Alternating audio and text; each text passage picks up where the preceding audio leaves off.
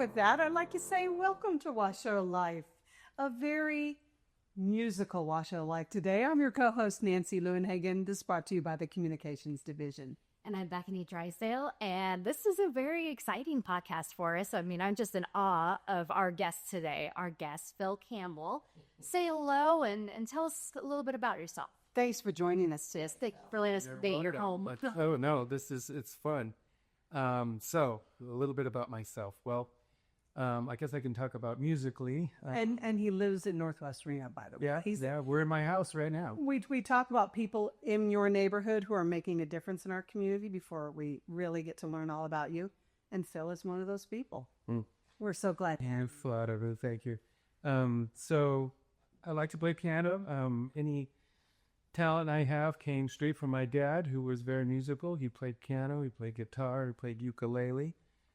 He was around when ukulele was really popular, and he said that one of the main reasons, two reasons, that he played a lot of uke was because it was cheaper than a guitar, and you could fit it in your locker. So anyway, I took piano lessons as a kid, and I'm glad I did. It wound up being a career that I had for a number of years, and something I still do today. And so, and what was that career? It's not exactly what I would call what's the word? A traditional career, Phil. Bethany, did your parents ever say, "Hey, Bethany, why don't you go run away with the circus"? Yeah, once or twice. Okay. I wish that I had. they asked you. Phil actually did that, right? Yeah, I so at age 20, so how do I make this story short? Anyway, Ringling Bros and Barnum Bailey Circus traveled the country for years and years and years, and I grew up near Fresno in Central California, and I was a trumpet player that was playing gigs there, and again, age 20, and so in 1980, I was able to play with Barnum Bailey Circus. Their arrangement for music was that they carried 5 musicians with them at all times, including a band leader, and then they would pick up 10 musicians locally from the local union, the American Federation of Musicians. And so the circus had a contract, a national contract with Ringling Bros Circus, and I got the call as one of the 3 trumpet players that was hired. Also, there was trombones and saxophone players, but anyway, played for about a week in right around Labor Day in September of 1980. At the end of the week, the band leader asked if I would be interested in going on the road with them, because their trumpet player that was traveling with them at that time had let him know that he didn't want to continue with the show beyond that year, and the circus season was pretty much on the calendar, so from January through December. So anyway, I initially said no to him because I thought, well, I'm at school. I was at Fresno City College, and initially said I wasn't really interested in that. I knew my parents kind of wanted me to stay in school and get a degree like they did. They both, did the traditional thing, straight out of high school into college, got their degrees. They were teachers, public school teachers. But anyway, when I told my band leader at Fresno City College that they asked me to go on the road, he said, "What'd you tell him?" And I said, "Well, no, I told him I wouldn't, and I wanted to stay in school." He says, "You might want to think about doing that.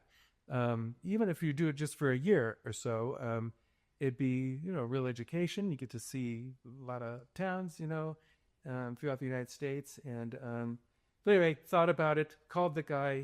Their next town was up in Portland, and he'd given me contact information for the office up there. And I told him I'd reconsidered and I wanted to go on the road. So anyway, I met them in Venice, Florida. That's on the Gulf side of Florida, where they have their winter quarters. I know where it is. Yeah, it's a nice retirement area, and a really nice part of Florida, if you ask me, and very near Sarasota and Tampa and Naples and all that. Anyway, met them in January, probably a week or so into January of the next year in 1981, and poof, I'm on the road with a show after we did some rehearsals. One of the things about that is that you live on a train. So I lived we called it the Happy Circus Train, for 10 years, because I was on the road for 10 years. And unless you wanted to, pull the trailer from arena to arena, you live on the train. So it's not that's not an exaggeration. When you see like pictures of old circus trains pulling into town, that's real. Did it for decades. Ringling was one of the only, what was the biggest show there was in the United States. And so, anyway, they had a train. They would purchase old Amtrak cars, gut them out and fit them out so that you had, roomettes and staterooms and, or for big stars, they'd get like half a train car. So what we got as a part of our, go ahead. No, what'd you get? I got to hear what you got. I got a stateroom. So what came with the national contract was that sidemen, that's the people who play in the band who aren't the leader, and again, 5 would travel total. You got a stateroom. A stateroom was 7 feet square. It was air conditioned and heated, had a small, tiny little sink. You had power, so everyone would get like a dorm-sized fridge, and maybe a hot plate or a toaster oven or a microwave. I got a microwave right off the bat, and that was your home. Wow! And so you lived on the circus. You traveled by train unless you wanted to borrow someone's car from town to town, and they had a bus. The circus had a bus that would run on a schedule before and after the shows to take you to the train yard where the train was parked. So sometimes you could see the train. Most of the time it was a mile or 2 or 3 or up to 5 or 10 or 15 miles away because they had to lease dead track space to park this like 40-car train in whatever town we were playing. So anyway, that was, it's not meager accommodations, but it's not like you're staying in hotels with room service. But you're not paying rent. But you're it was them kids. $10 a week for room and porter service. So that meant that you paid $10 out of your paycheck for that room, and for the porter would basically keep the bathroom at the end of the hall clean and with plenty of toilet paper in it.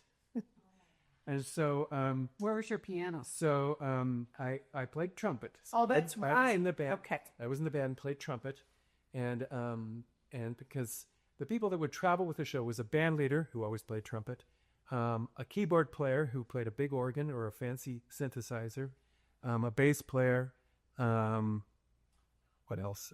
Obviously another trumpet player, and then either bass or trombone.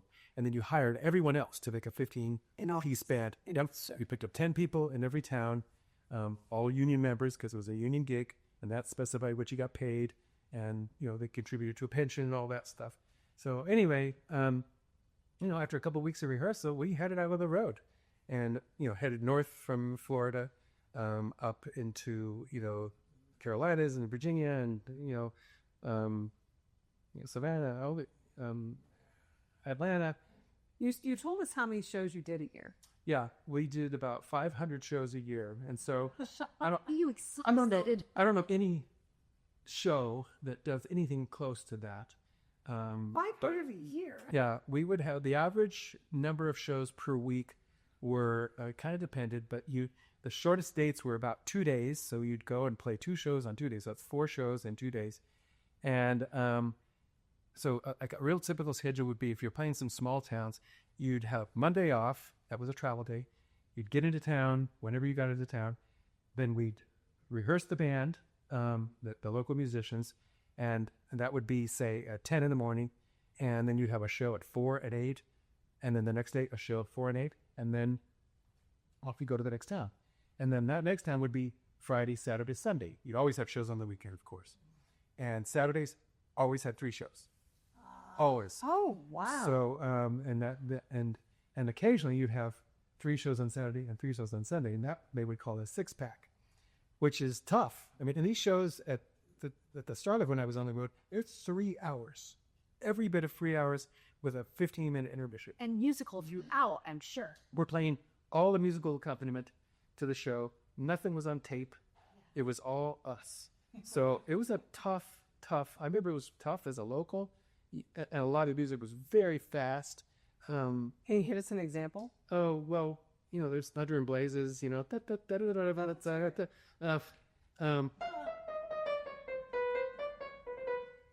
that's the most recognizable. Yeah. But a lot of it was old marches by John Philip Sousa and Henry Fillmore and all these guys that are supposed to be walking speed.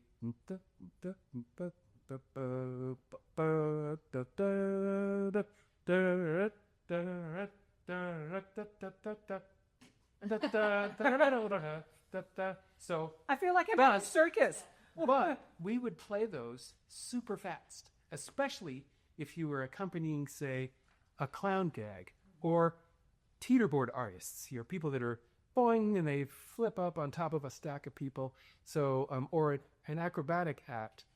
You know, there's a lot happening, and so we would play these songs, you know, just at these ridiculously fast tempos. That was hard, honestly, for a lot of the local musicians because you just don't play that stuff. And so, And I would assume most people are in their 20s like you were. They're in a there were plenty of local music. The traveling guys, yes, they were mostly young. Yes, of course. The pickup musicians were of any age. I remember more than once. I mean, there was a guy that played trumpet. He was a very good player. He had and I was sitting in the section before I became band leader. Sitting in the section, and he had a grandson 10 years older than me. Oh my gosh! So I was 70 something. Still played trumpet, but anyway, the locals were of all stripes. You know, male and female too. Sure. And so anyway, I'm going all over the place. But so for 10 years, from 1981 through the end of 1990, I was traveling, I guess, average about 49 weeks a year. I mean, some days we had a week and a half off. A couple times we had, 2 or 3 weeks off. And it was full-time work. And so now, from year 2 on, again, it's 10 years, I was the assistant conductor. So they'd hired a guy to play. There was a guy who was the leader for years, for the first 6 or 7 years. And I was the assistant. So I'd play one show a week, or conduct one show a week on Saturdays generally. He was a trumpet player, so he would just take my place, so no one suffered. And that way there was someone who could back him up if he had an emergency or was sick or something like that. So anyway, I got the bug for conducting because the conducting is a lot of fun. And especially as a trumpet player conducting in the circus, I could just play whatever I wanted. I also got to handle all the sound effects for clown gags, which was hilarious. I mean, This is a year one? Well, I had a synthesizer that had all these sounds built into it. I also had cowbell and whistles and other things that were, actually analog, and a big old microphone that was real hot, and foghorn sounds, and I get picture it. yeah. So I had this little platform that had all these toys, and I knew what was coming next, and it added to these gags and stuff that were happening. So maybe that was right up my alley. Of course, all the pals were my friends. So anyway, it was an education in many ways. It was really a lot of fun, and I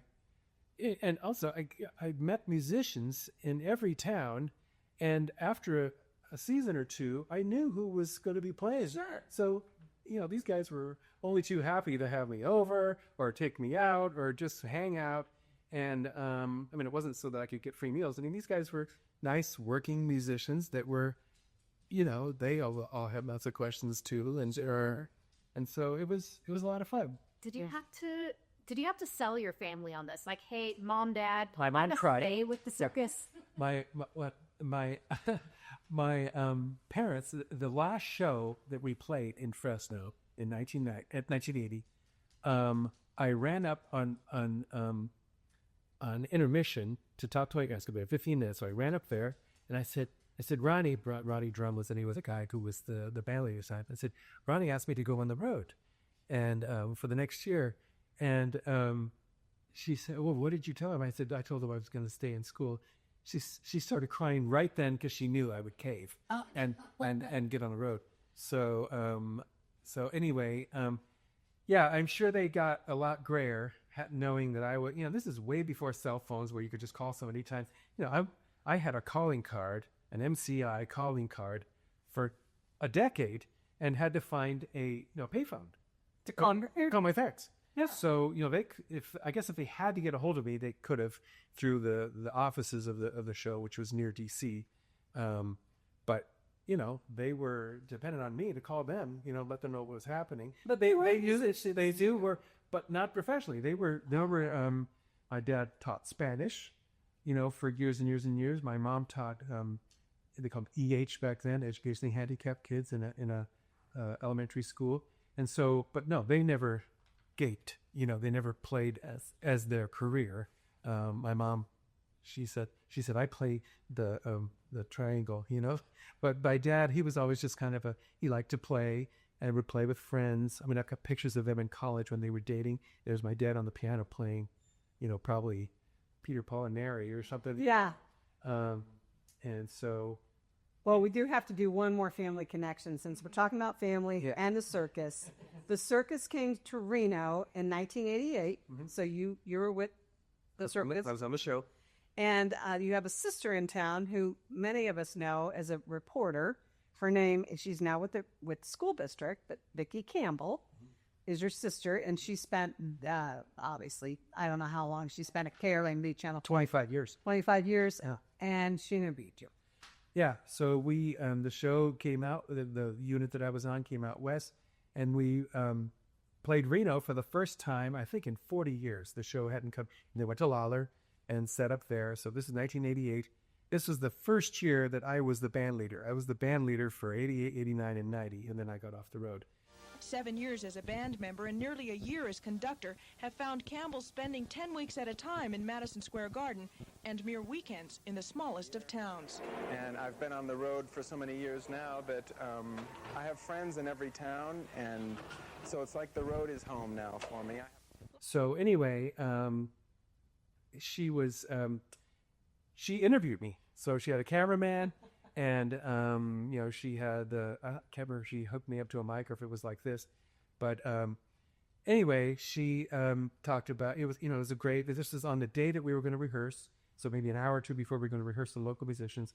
Anyway, she interviewed me and talked about the band. And, there was some cutaway footage of the guys setting up the rigging and stuff. And anyway, at the very end of this spot, which was maybe 3 minutes long, she said something to the effect of, well, not only is Phil Campbell the only band director on the Blue Unit of Ringling Bros. Barnum Bailey Circus, he's also my only brother.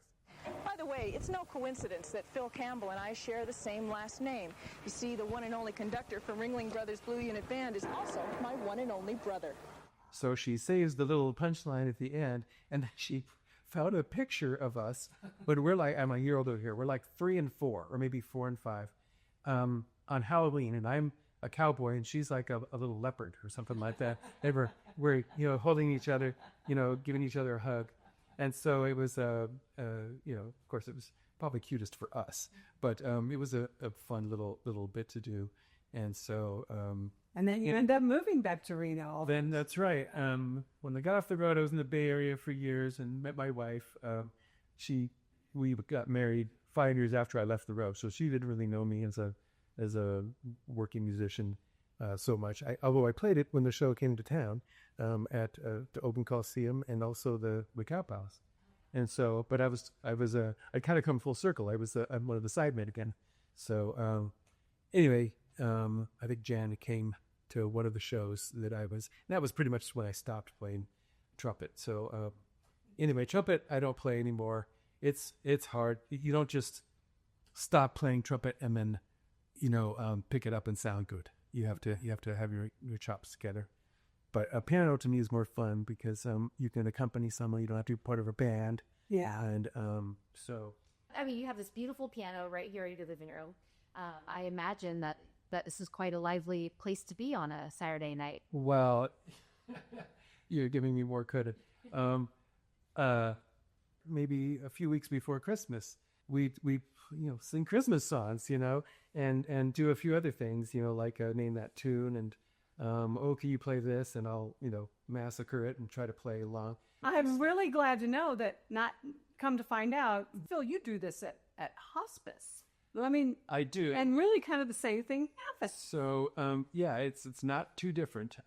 So again, trying to keep this short, but we know a lady who works for St. Mary's Hospice, and she goes to the same church as us. We camp together. We've known her for years and years and years. Anyway, she knows well a lady named Katie Hurst, who is the director of volunteers for St. Mary's Hospice here in Reno. And so one of the things that volunteers can, well, of course, there's people who go visit shut-ins, take them food, help them, all sorts of things, to help folks that need help. And also, they can arrange a little entertainment. So she put in the groundwork, talking to some of these memory care, assisted living, independent living places, and there's plenty of them around, to see, number one, do they have a piano there? And would they be interested in having someone come and play? And it's not a moneymaker. This is a free for nothing, Of course, this is what you're doing once you retire. Yeah, and I love it. And it's what my father did in his retirement. Really? He did this for years, and this is in Fresno. He would play guitar or piano, and he and two other guitar players and a lady who sang would go to these old folks' homes and places like that. For years he did this, and Now you are. and now I feel like I'm carrying along this tradition. I've just been doing it for about 7 or 8 months because I just retired. But that's something I do at 4 different places here around Reno, and one's in Gardnerville. And I go and Give us an example play of old- things you play. play old songs.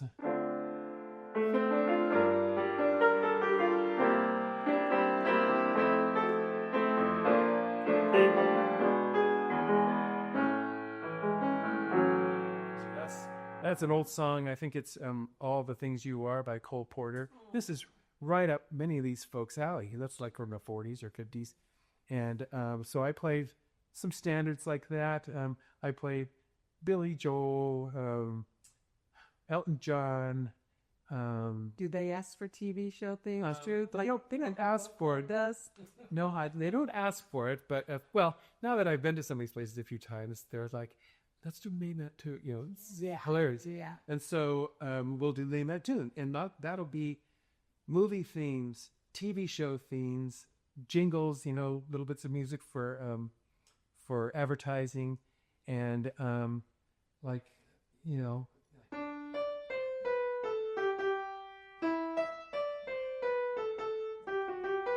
I know it. He's a ball break today, so get up and get away to McDonald's. So ones like that, this is my list. I got a list of songs that I just play or jingles, and It must be so good for memory care. It must be so good for. it's good for mine too. But yeah, a lot of these folks, in memory care, I mean, that's some of the most intense care, and some of these people, they're not remembering much at all. And I hate to say it that way, but That's true. Sometimes you see them members and they're tapping their toes, or they'll start humming along with some old song that I'm playing. And so anyway, it's fun to see people kind of, maybe be transported a bit, into their past. And some of the stuff just makes them laugh. and the joy you bring to people. And so it's a lot of fun. And I've heard, and Google tells us that you can hear a song and recreate it. So you have that kind of visual for it too, like where you can hear it and see or hear the notes that you need to play. Yeah, if someone said, there are so many way better piano players than I am. I'm a passable piano player, but I have a good ear. And if there's a song that I know, it's not too hard, I can fake it. That means maybe just play with one hand. So, You do. Who can turn the world on with herself?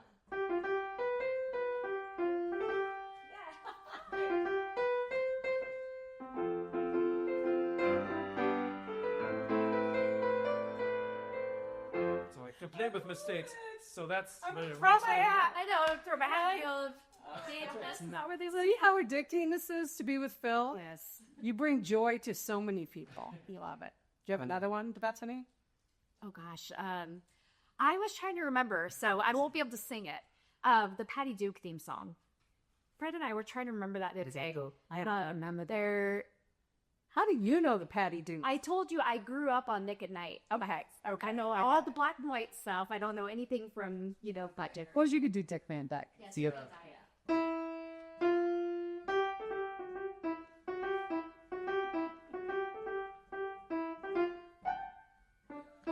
That's how he trips over that. Yeah, I'm okay. So ones like that I've heard, I can kind of fake them, Well, after 500 shows a year for 10 years, I would think that. Well, we play any. No, it's just so not true. There are piano players who any singer can come by and they know so many songs in any key, and that's the really brilliant guys or gals. So anyway, I'm not trying to be humble here, but I've got an ear good enough to kind of fake things, and but there's a lot better players out there. I have to go back to the circus before we let you wrap. What was it like to work with those types of performers? I mean, now you had the musicians, but Good question. Yeah, the musicians were all American guys. The clowns were all American guys and gals. The dancers were all American gals.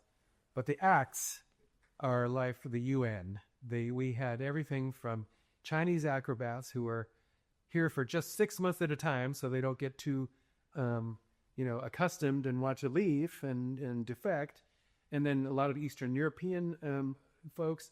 I mean, way back then, there were a lot of state-sponsored circus schools, acrobatic schools. Bulgaria, Romania, Poland. East Germany was still around at that point. We had a East German polar bear act. But the lady it was a husband and wife, she was the main gal. She was so famous in East Germany, she was on a stamp. wow. I mean, in this country, you have to have died. Yeah. Right? Yeah, it's a good point. But anyway, it was a lot of these folks who were, say, a teeterboard act. So that's a teeter-totter on a fulcrum, boing, they go to the top, and or flying act, like the flying trapeze or the high wire act. These folks, for the most part, had done it for generations. Their parents did it. Their grandparents did it.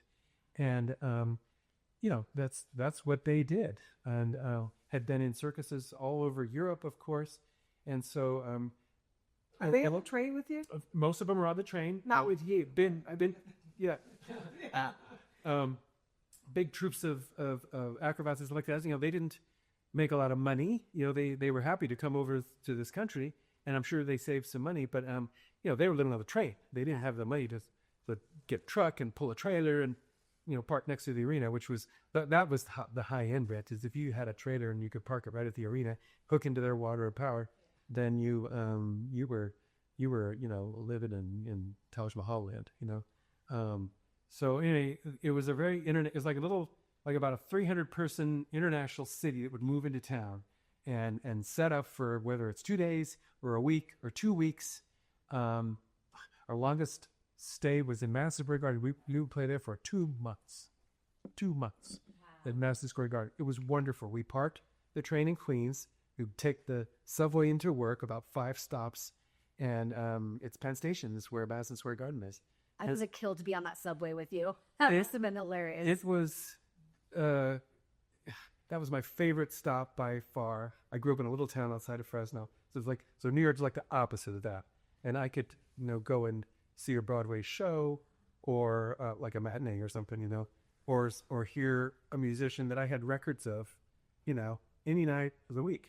There's just so much happening that I love New York. Never saved a penny in New York. Had to spend all my money going out, and plus we had really good bands there. I mean, we were very much. If you play a little teeny town where there's not a lot of music happening, the local musicians aren't that good. They might be roofers, or mow lawns or something, and play a little bit on the side. So it would kind of kick their butts. But if you play in a big town like Chicago or LA or New York or a lot of other big towns, these guys are working musicians who kind of like playing, and play something different, So sometimes the band sounded great, and other times the band was, So anyway, in any case, the local musicians, it was always fun to get to know these guys. Sure. And they always had lots of questions. And so, traveling with all these folks, many of whom had done it forever. And it was a joke. It was a guy that had been on, he was a Bulgarian teeterboard artist, and his name was Boris. And Boris had done it for probably 5 generations. Strong like bull, about that tall. He could beat up a truck. Anyway, they would joke that he was illiterate in 6 languages. That probably won't make the show here. But, I mean, a lot of them had never been to school. They had just done it. They were almost like gypsy, almost like robot. I would think that, that's what you reach Forward, showing forward. I mean, jump cat. That's what they did. And they picked up a lot of languages, and they could handle themselves really well. These guys and gals are tough stock, and So if you told us your favorite place to play, besides that, what was the favorite thing about being the band leader for Barnum Bailey Circus? Oh boy. I know. It was fun to be able to not be slave to a book of music that you had to play, because we had all our music, of course, was on sheet. It was sheet music, which you just keep turning the pages. So as band leader, I could play whatever I wanted, and it was fun to play some of the solos, and it was fun to do cloud sound effects. That was right up my alley, because I loved those guys and everything we could do to help them sound funny. Like you've watched a TV show and someone gets and you hear a cowboy sign, and so that was fun. But probably the notion that I could play whatever I wanted and kind of be a big show off. I was a good trumpet player, way better than piano, and so and we played so much that I was my chops were together, and it was just fun to finally get to be at the. We weren't stars of the show. We were definitely just the background music to the show. So we weren't featured in any way. That way, we were kind of off in the corner doing our thing. But it was still fun to kind of be able to play wherever I wanted. This was the show, though. It was a big, it was along with a lot of history. What a cool. It was, yep. Yeah, nice. The popcorn's gone. The ringleader has thanked everybody for being there for the night. Mm-hmm. The trapeze artist has landed. Mm-hmm. What's your outro? I guess this is what the credits roll. So let's say the show was finished at 10:30 or 11 at night. First of all, I probably stayed up till 2 a.m. for 10 years. And we would occasionally have a morning show at 10:30 or something like that. And that would kill me because I couldn't sleep until 10. But once the show is done at the end of the night, then you'd go and we wore tuxes. All the band members wore tuxes. So I wore tux, every night or every day for years. And we had a dressing room, which is almost always just curtains put up on the curtain rods, unless it was a big arena that had actual walled, a dressing room. So you'd go, get out of your clothes. We had a locker, so we'd lock our instruments in there, and then if you wanted to go out, you'd get a cab or take the subway if it's a big town, or hang out with some of the local musicians. Or you just catch the bus back to where the circus train's parked. So the bus would run 3 or 4 buses after the show. So some people would, they'd practically run off, change, and they'd be on their way back to the train in 5 minutes. We always have a bit more to do, so we could usually be back in the train, in 10, 15, 20 minutes, unless it was a long trip. But you'd go back to the train, hang out, in a big town like New York or something like that, I'd go listen to music. Yeah. Or go have late dinner. Yeah. Excuse me. Yeah. And, but yeah, and a lot of people would cook food, probably in the middle of the night, right in the train yard. You'd have, barbecues. And, so it was, definitely late hours overall, but, it's not like I went out every night. No, but you were a young man and yeah, and it was a great career. It was fun, and I consider it a real education. So we Play us out. What's the song, Mr. Clue? What's our closing song for you? Or for Washoe Life?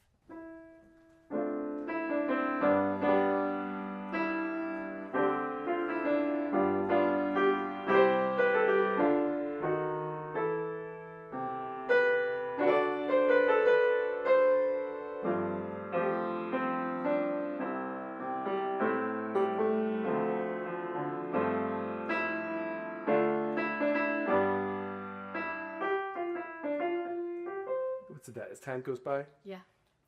Okay. Thank you. This was so fun, so interesting. I'm picturing all the circus movies I've ever seen. And thank you. There's some good circus movies. It was too. The entire time you were talking, Phil. Fire for Elements. I was thinking I was too. Great show. Yeah. You're right. That's a really good show. Thank you for sharing your story with us, and thank also you for your interest, for helping others in our community through your music. What a gift! It's a lot of fun. Phil Campbell. Yeah. Well, thank you. And thank you for watching and listening to this episode. And if you have ideas of interesting neighbors who you think need to tell their story to the world, let us know. Send an email to washoe311@washoecounty.gov, and we will see you next time.